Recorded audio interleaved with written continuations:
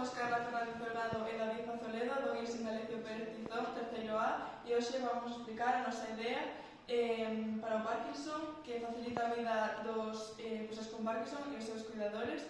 A nosa idea é unha aplicación a cal pusemos este logotipo e chamamos Parkinson Mind, e consta de 6 actividades que va a explicar agora mesmo o meu compañero David. Na primeira parte trata do deporte e habrá tutoriais de estiramentos, gimnasia e exercicios para que non se queden atrofiados os músculos.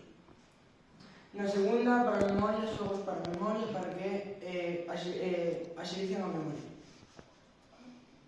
Tamén un apartado de control de voz para medir a velocidade e a articulación para que non atrofien os músculos da boca.